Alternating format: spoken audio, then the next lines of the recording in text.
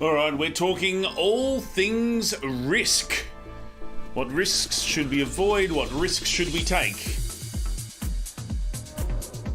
So if you want to know about mitigating your risks in online and hybrid events, this is the place to be. One big risk is not having your microphone on when you think it should be.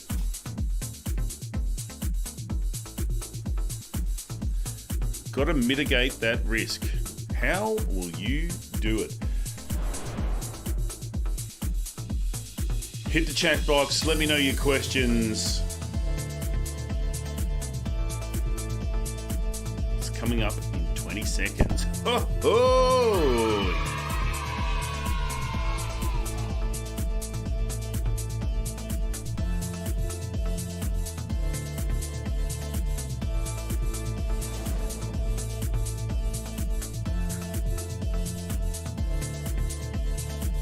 I love this bit. And it's me. Welcome back to another episode of Get Events Online live stream. Today is about risk. What risks should you take? What should you avoid? And how do you mitigate the risks in the middle? So thank you for joining me. My name's Warwick Merry. I'm a triple certified events producer, speaker, host, all the good gear. And I'm passionate about online events and hybrid events. Got to be honest, more on the online event side, but hybrids are the thing of what we've got to deal with. And I want to talk to you about risks. So if you are in the event industry and you think there's someone who needs to know a bit more about risks, feel free to share this, have a watch party, tag them in the post, whatever you need to do. I am standing by the chat box, so if you do have any questions that come on in, let me know. And just a reminder, this happens every Thursday, 9 a.m. my time. I'm in Melbourne, Australia. And so I hope you enjoy it wherever you are watching. And let's get on with it. Let's talk about risks. You want to avoid risks, but not completely. Sometimes you actually want a bit of a risk. Let's think about holidays. Holidays are always more memorable when you have something go wrong. At the time, not so much, but afterwards, they are. So, for example, I went on a trip with a friend to North America. We're having a driving holiday. When we got to the Grand Canyon, we stayed the night. It was lovely. Drove away from the town of Grand Canyon, we had a massive flat tyre. Well, massive was just a flat tyre. And to get it replaced, it was a rental car. We had to ring around, we had to find somewhere. And there was the place that we could find. We put on one of those, those donut tyres, so we couldn't go very fast. And we found some little town in the middle of nowhere. The place was closed, but the guy was there. He changed the tyre. It was a whole adventure. It actually made it more memorable. We still got the trip done. We still did some amazing stuff, but we had to, it just meant that we had a bit of different experience with what's going on. Hang on a second. I've got some other fun stuff going on here that I don't want. I hate it when that happens. This is one of the risks when you go live with your second computer doing some compiling. So yeah, it is all about how do we mitigate those risks, but when they happen, embrace them. So you want to have risks mitigated and actually experience some of the stuff and embrace some of the risk. I was hosting an online event. We had hundreds of doctors on this award ceremony and it was all going smoothly. I was going to say it's a black tie event. I was in black tie. They're all sitting in their tracky dacks and relaxed outfits. And halfway through, the main streaming unit. Now, I was in a studio. They had thousands of dollars worth of gear. But while we're halfway through, the main unit for streaming decided now's a really good time to reboot. And boom. Everything went black. You could hear from the other room the event organizer go, bah! And so I was like, okay, I'll let you tech guys fix. I went out. So they lost the stream, but they had all the chat and everything going on. And I took note of what was happening in the chat when they came back in and everything was back online again. We're only about out for a minute or so. I could talk about their chat and say, just had to duck off for a beer or whatever they were talking about. It actually made it better for them because it was a bit more engaging, a bit more fun. So be aware that you want to mitigate the risks, but if it's something happens, you can actually roll with it. All right, so here's the thing. Let's talk online and hybrid first. These are the things that really need to count. And a lot of people, we just don't think about it as much as we used to. The number one risk you've got is electricity. What happens if electricity goes out? Now, I run out, this is my home studio, so I'm running out of my office. I don't have a backup generator I can quickly grab and plug into all my computer systems or plug into my house. So it's a risk that I'm bearing, but I'm aware of it. And I'm always on the lookout for, okay, is there going to be a power outage? What's the weather going to be like? What impacts they're going to have. It's not common where I live, but for others it is. And so maybe you want to run on a generator. Maybe you want to have a backup available. Internet's the next one on the categories of risk. Is the internet going to go out? That does go out a lot where I live. So for me, is I will often have my phone plugged into the system, so I have that second operator. Some of my colleagues in the US talk about having second internet services just set up, ready to go, and they pay $20, $30, $40 a month just in case. So they're mitigating that risk. Equipment, I talked about the streaming deck going down. I have multiple computers here, so if one goes down, I can quickly jump back on. Here's the thing. You can switch what you're doing to another setup. You can do it. It might be down for a little bit and come back. I know when I run a Zoom session, I always make someone else a co-host. That way, if my power goes out and bang, I'm kicked off, the session still runs. Now, often if I'm hosting, the speakers doing their magic, they don't even know. There was one event where I did get kicked off when I just jumped back on and my client said, we didn't even know you'd gone. So it is about setting it up so that if these kind of things happen, how can you manage that?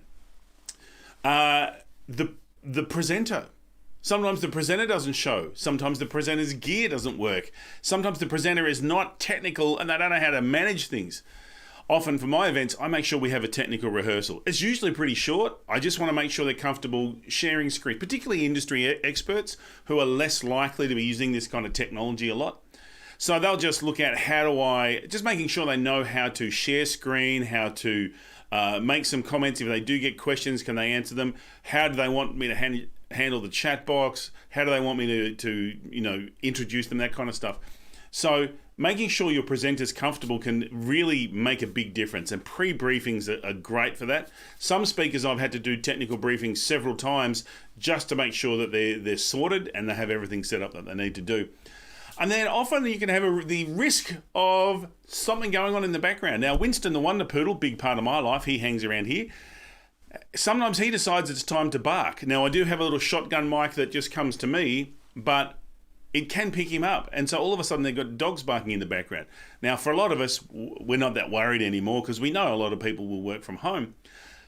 But this morning I was actually hosting a session where we had an industry expert speaking, and I could hear some noise in the background, and I'm just trying to isolate what it was, and he was the only one with the mic open. And all of a sudden, these painters walk past in the background. So he's actually getting painting done in his house while he's presenting. And they're clomping up and down the stairs, and you can hear the ladders. Who knew that was going to happen? But it is a risk of things that'll happen. And I think we've all seen many of those videos where something's going on in the background. Sometimes you don't want that broadcast. So that can happen whether you're running an online or a hybrid event. Technical rehearsals, having backups, having different alternatives is always a good thing. I know for my presenters, I will have another copy of their slides. So if for some reason they can't share, their computer goes down, I can get them to jump on the phone, I'll share their slides. And yes, it's clunky for them to go, next slide, please, but it's better than not having anything at all. So that bit of risk mitigation has to happen for the online and hybrid. Now for hybrid, it's a little bit different. This is more for on the ground. So you've got your standard venue issues. So I'm not going to go about those because most of you will be aware of them. But at the moment, there's bigger issues, particularly because of COVID. Now, for those of you in Australia, the AIM, the Australasians Incentives Meeting exhibition was cancelled for this year. And it was supposed to be happening in 2 months, I believe. And half the reason they've cancelled is border control. Because in Australia at the moment, all we need is a couple of cases in one state and our state may close its borders. This also happens in other countries as well. So what it means is you may go to an event and then all of a sudden something happens, they close the border and you can't get home. And if you do get home, you have to isolate for 2 weeks. One of the issues for us, for AIM, was often we have a lot of international exhibitors and they just couldn't come into the country. And if they did get into the country, they'd have to isolate for 2 weeks and then if they got home and there's another 2 weeks, so it just adds so much to the logistics.